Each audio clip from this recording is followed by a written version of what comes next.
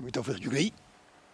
kenn xamul fu mu yem. ngir ñi ànd ak ñun nag da ngeen dem ci chaîne bi nga xam ne moo nekk ci YouTube bi ngeen tàppee Tawfekh Production ngeen mën a ànd ak ñun ci bépp xew-xew boo xam ne moo am ci biir réew mi diini aada cosaan ak lépp loo xamante ni bi moo laal activité biir réew mi ak bitim réew Tawfekh Production ngi noonu mbokk yi yéen a tax mu jóg.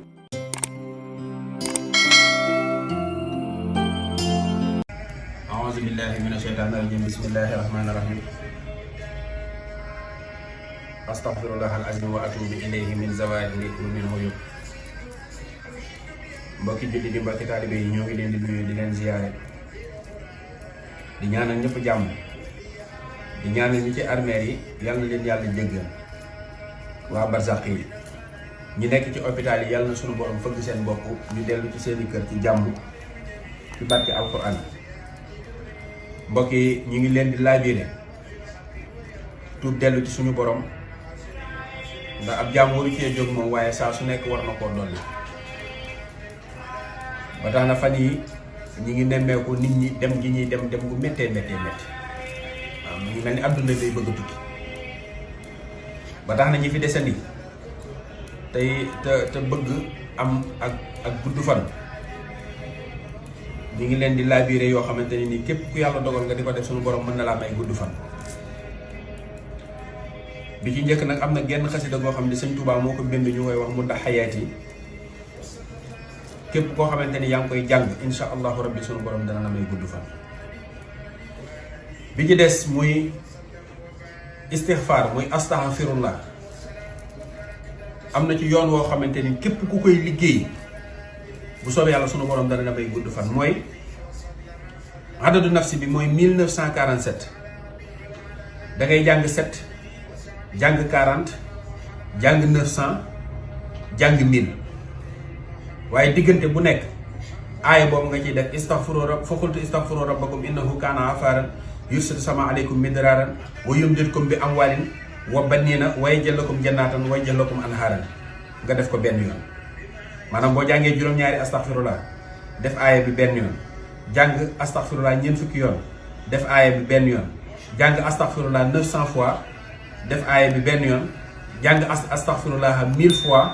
jàng aaya bi benn yoon. léegi nag boo noppee nga jàng sóoratu Nuux benn yoon jàng benn salaatu fatiha képp ku koy def da ngay gudd fan. képp koo xamante ne ni yàlla dogal nga mën a wut téeméeri xeer yu ndaw yi.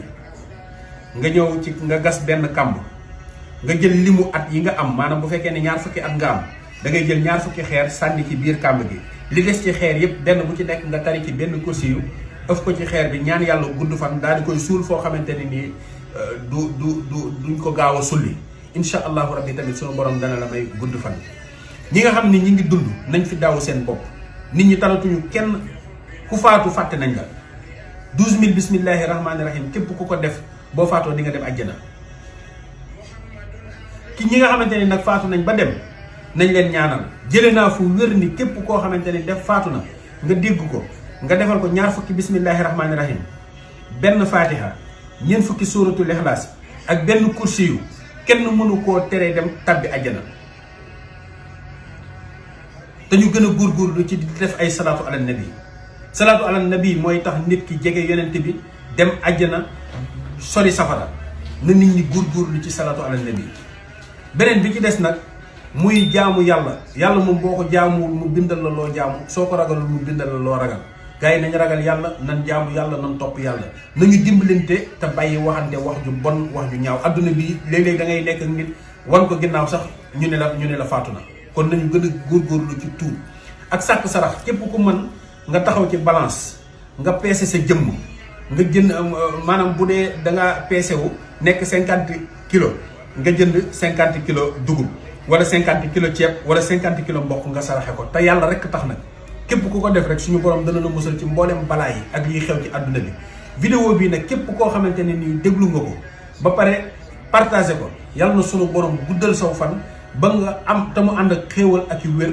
wa sallallahu ala sayyidina muhammadin wa sallam wa salaamu aleykum wa rahmatullahi taala wa barakatuhu jërë ngeen jëf. ngir ngeen di jot suñuy vidéo nag foo leen toll si biir réew mi wala si bitim réew da ngeen di abonné fii si Tawfekh Production ngeen mën a jot mboolem vidéo boo xam ne dugal nañ ko ngir mën a xam li nga xam ne mooy xew si réew mi ak bitim réew. ndax lii am lépp Tawfekh sëriñ bi mën a may. gën noo gàtt noo tawfeexi sëriñ bi.